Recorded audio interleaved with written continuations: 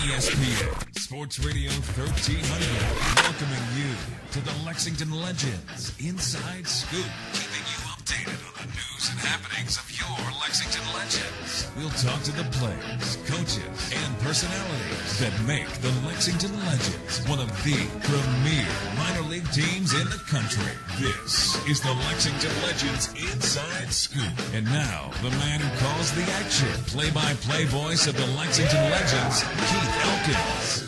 Let's play ball!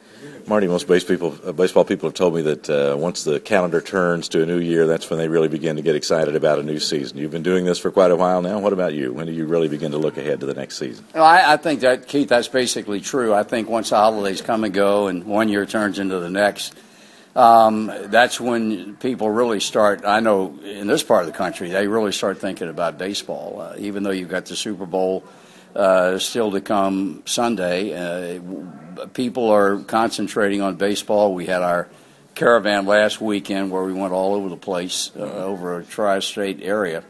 And the enthusiasm is overwhelming. It's always big when we travel on the buses to wherever we go. We always attract a lot of people, but the thing that's different is the enthusiasm level, because people anticipate, and I think rightfully so, this is going to be a very, very, very good baseball team. Mm-hmm. Yeah, this is a great era that the Reds are in right now, and certainly people are expecting a contending team, if not a winning team, and that's something that we feel here in Central Kentucky, too. It just lifts all the interest in baseball when the Reds are good. Well, I think it does. I think it lifts the interest in all levels, high school and college, and certainly the professional baseball, and you know, we're surrounded. We are in Cincinnati by minor league ball clubs. You folks in Lexington, and then our AAA club is in Louisville, and then to the north we've got our Class A club in Dayton, and of course Columbus. So there are all kinds of professional baseball teams in this part of the country, and you don't have to go far to watch a ball game, whether it be a big league club or whether it be a minor league. And all the minor league teams that I mentioned, they just flourish. I mean, if I were a man of means today and I had to make an investment, I would invest in a minor league baseball team, because I think it's a drop-dead lock you're going to make money. Well, it's worked well in Lexington so far, and we has. hope we'll continue now in the new affiliation this year with Kansas City. So we're looking forward to the season as well. Your trademark, of course, has always been your outspokenness. People don't walk away from a Marty Brennaman broadcast wondering how he felt or what he meant.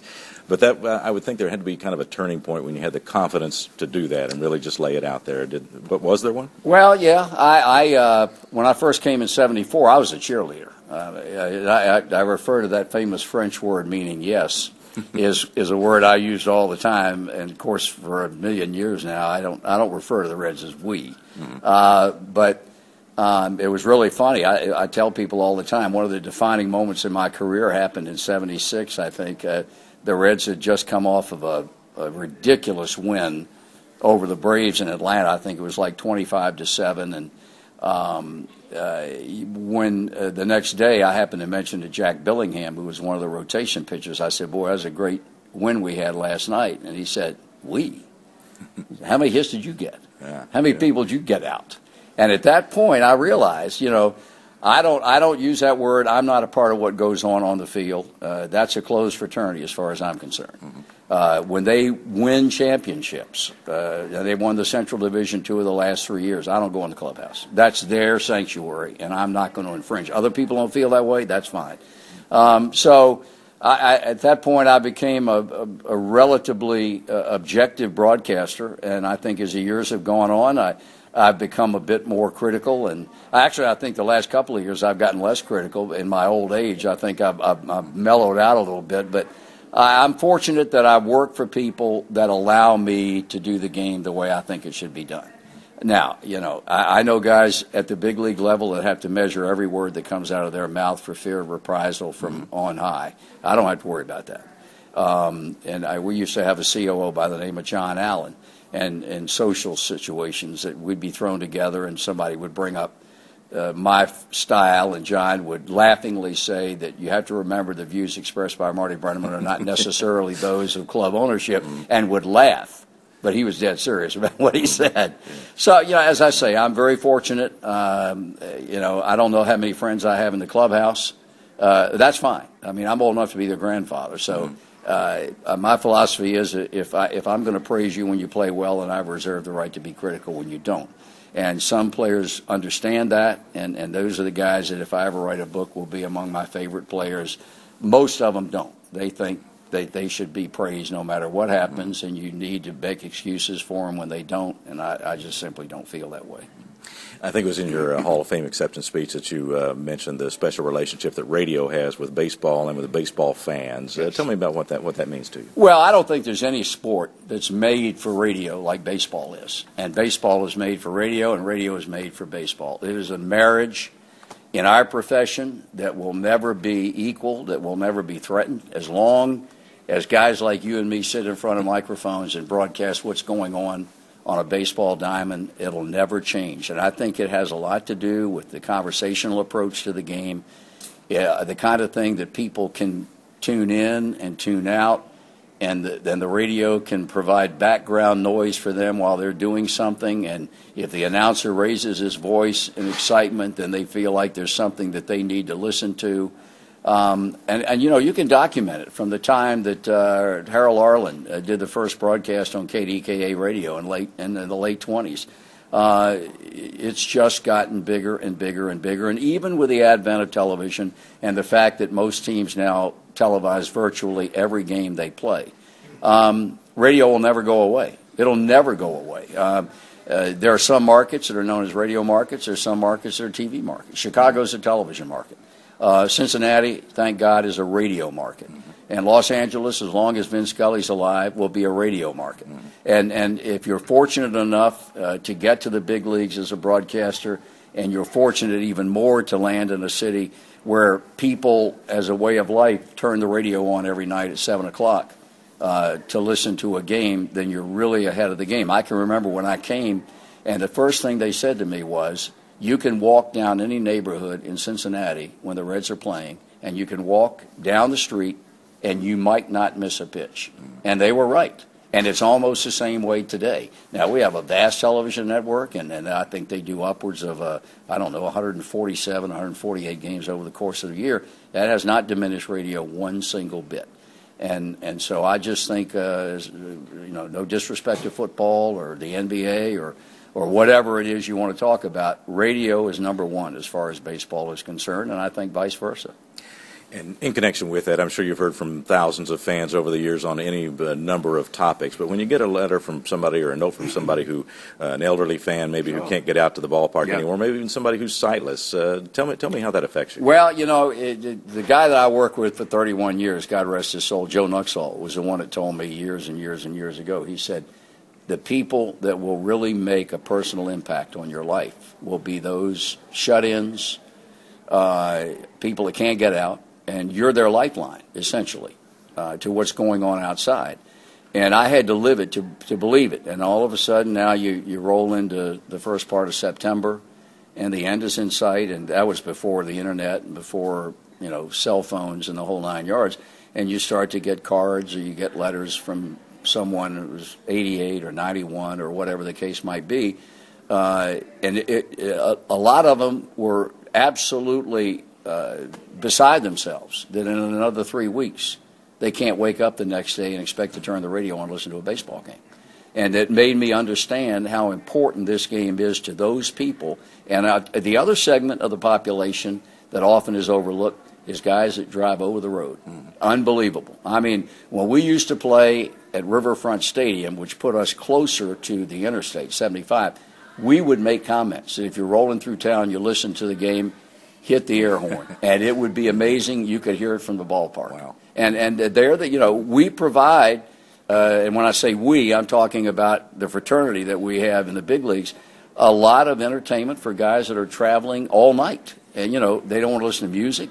They don't listen to talk, and they will, they will turn on a baseball game, and we provide a lot of entertainment and a lot of company for those guys. Well, we'll look forward to season number 40, and thanks very much for your time. Thanks, Keith. Good luck to you. Thank you. All right, pal. Thank you very much.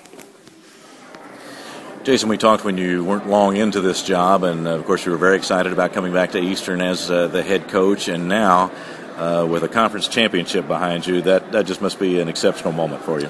Yeah, I'm proud of what the 2012 team did. I'm proud of the steps our program has taken. It's been a long, hard road, but it's been worth every minute. All the ups and all the downs. There are some downs about taking over a program, and but I just can't be more thrilled with where our program is heading. And I'll give kudos to last year's team. I had a great group of seniors that were motivated, and they bought into what we were selling, and they deserved that championship and that championship ring, and I'm so happy for them.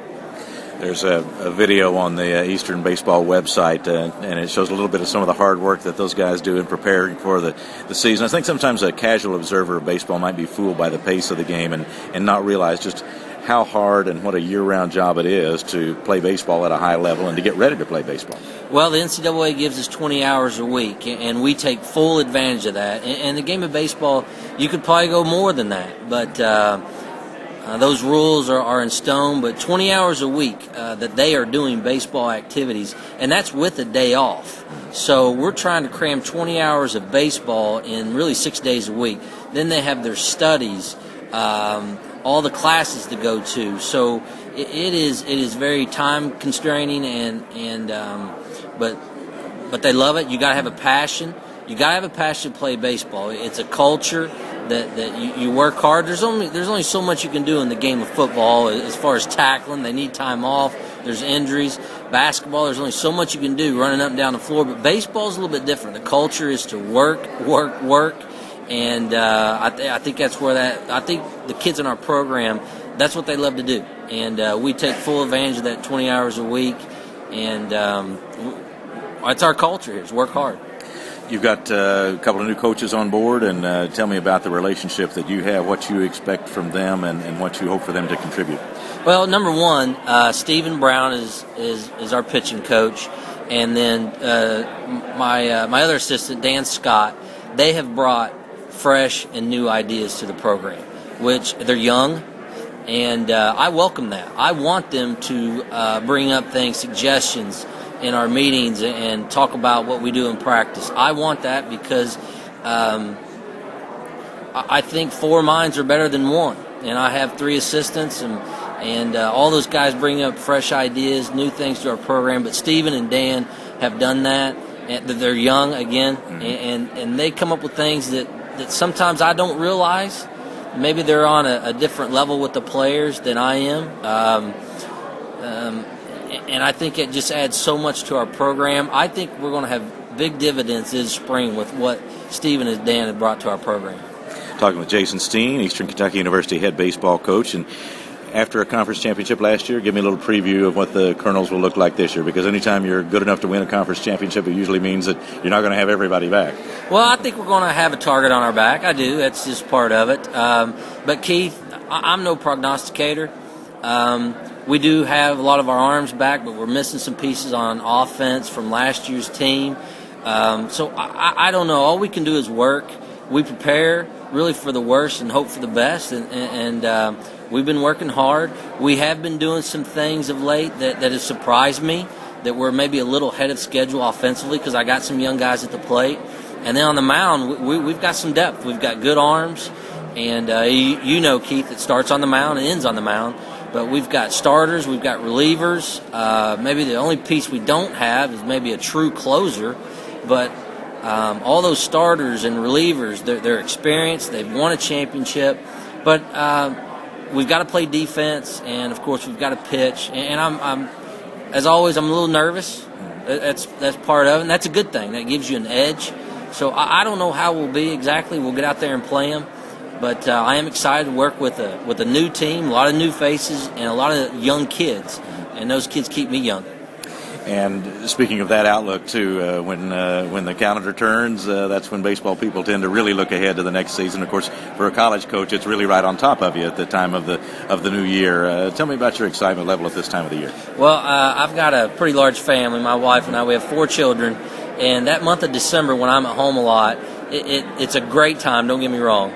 But it's also I don't sleep well. I want to get back.